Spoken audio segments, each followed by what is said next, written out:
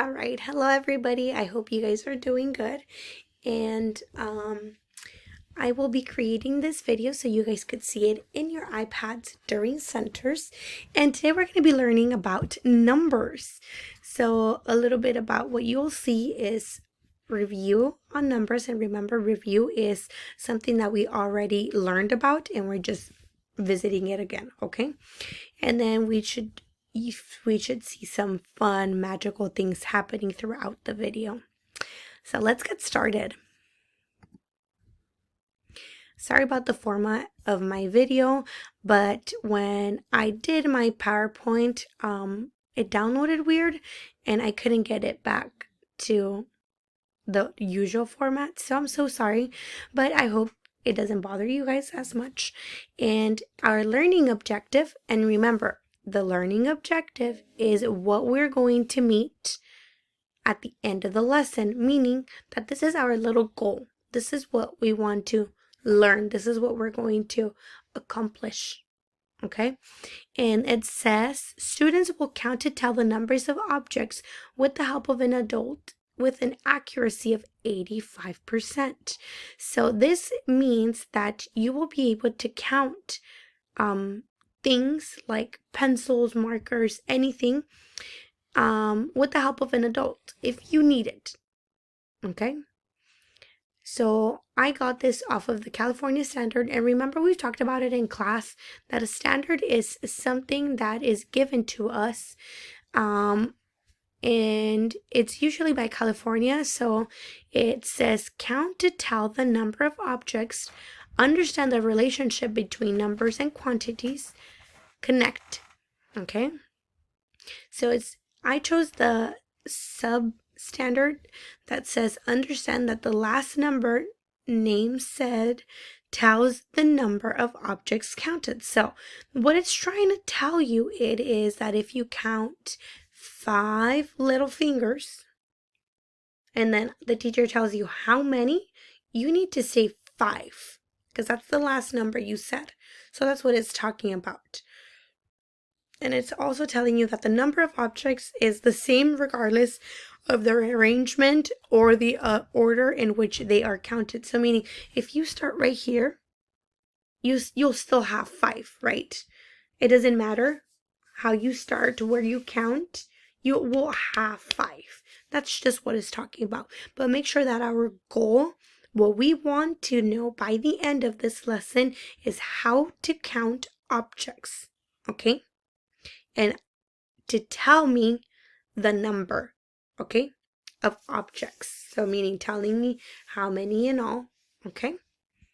Let's continue.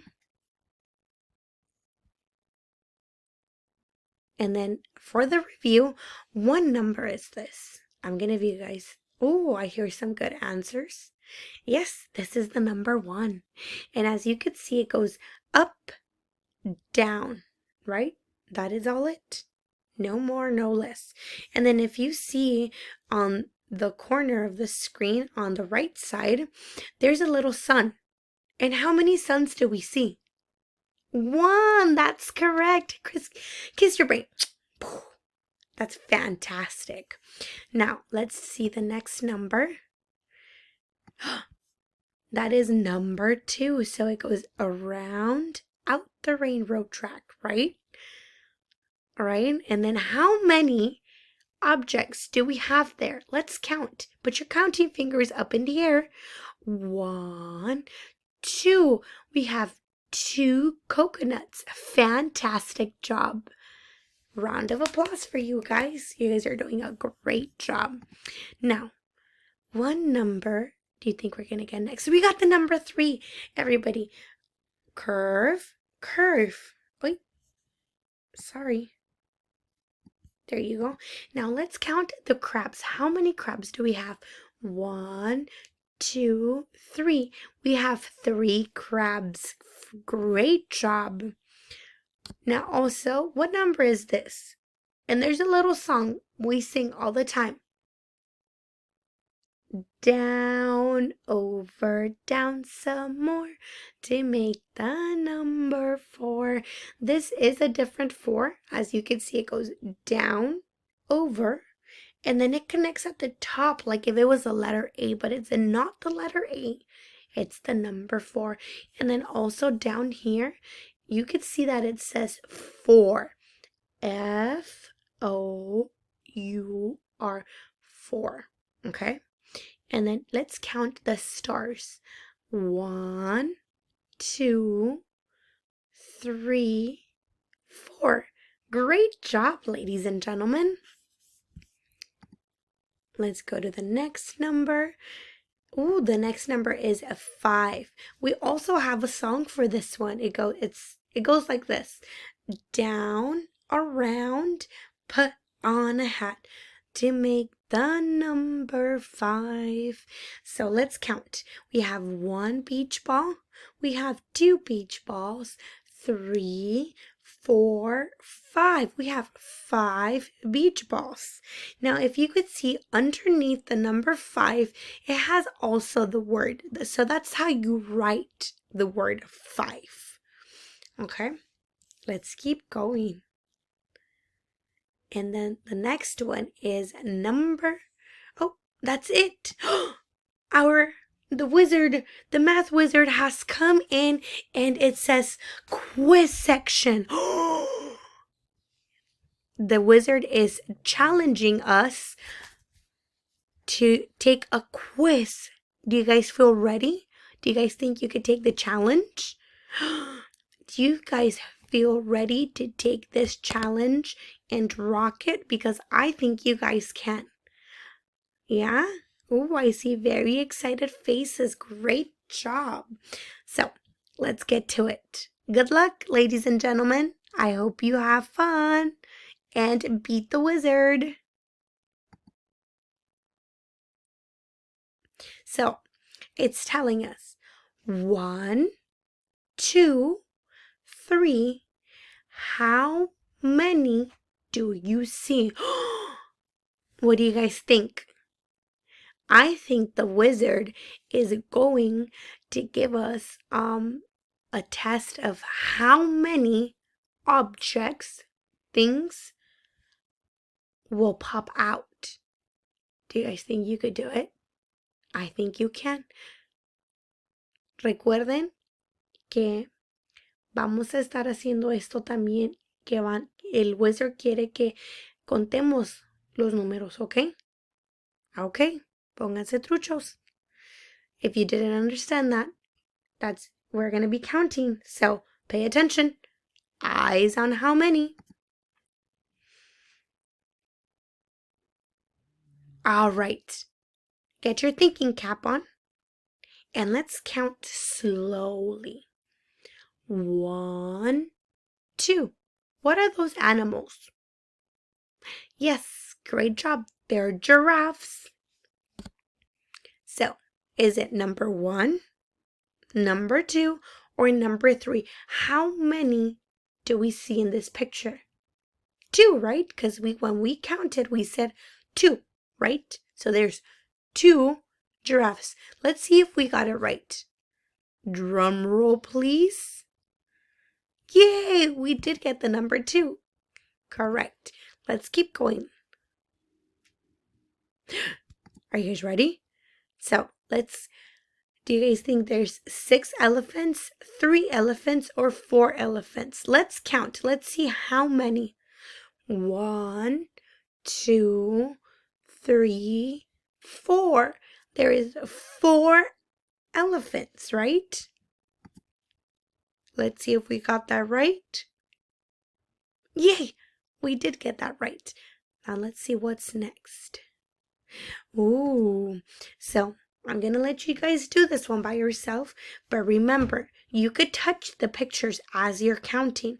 That makes it a little bit easier for you to know you already counted that object. In this case, it's an animal, so make sure you touch the screen to count. Is it 1, 3, or 2? What do you think? Yes! Sorry.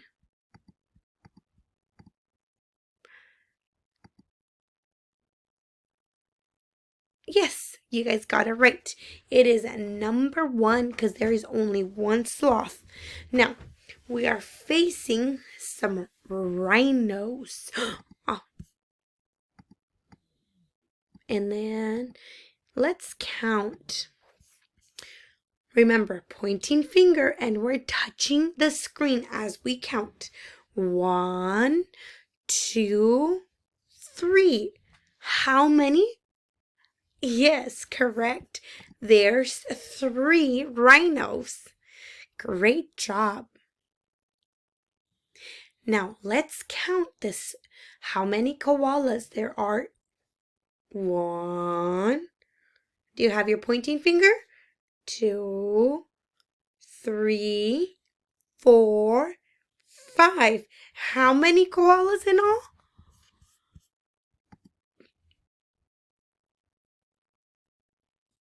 If you said 5, correct. Great job. Now you are ready to go and do the activities by yourself. Good luck in counting collections and counting objects all by yourself. Thank you so much. Bye, friends.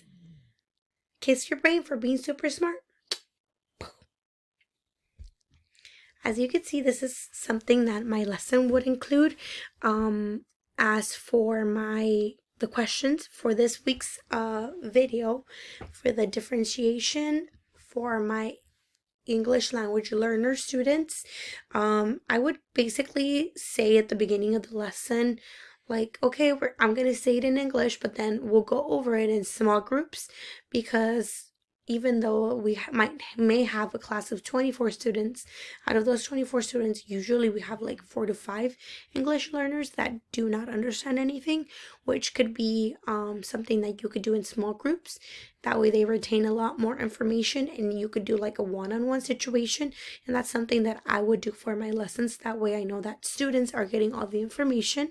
And then for the integrated of state and formative assessment requirements, as you saw, I did a little formative assessment with the wizard quiz, and from here, like, you could see that, you know, there's a clarifying intent in the learning, which was also part of the objective. And then there's the illicit evidence, which, if I was doing the video where I could see them counting, because you got to hear them count, there was the illicit evidence, and if I hear that they're getting them wrong, that's when I would take the action based on the evidence. So that's something that I would do in my lesson. That could also be done whole group, where you could just have the kids come to the carpet, since they're transitional kindergarten, and then just do it as a whole class. And that is something that could also allow you to know who's getting them wrong, because the students are screaming the answers. It's not necessarily racing, unless you want to have total control of your classroom and have students raise their hand, but that limits you a little bit more of who is getting them wrong and who isn't, because when they're screaming the answers, you are visibly seeing who's screaming the wrong answer. And as of the integration of what you learned from chapters 4 and 5 of Visible Learning for Teachers. So I had to write this one down because then I forget. But in chapter 4, I incorporated the defensible methods for monitoring, recording, and making available. As you saw, like, the method that I incorporated is easy to monitor. You could record whatever the scores, the progress the student's making. If the student declined, you could record all of that, and then you can make it available to have it in Clever and other platforms. And then in chapter 5, I included the competence in the execution of a role relates to the abilities that one has to achieve the desired outcome. And that's why I incorporated the objective and the state standard, just so students have that visibly and could reference back to it, and I could clarify that in the video for them. So that's the reason why I went for that short lesson, but very powerful lesson, to where you could see what's going on with your students. And I hope you enjoyed, and I hope you have a great day. Thank you so much for watching. Bye.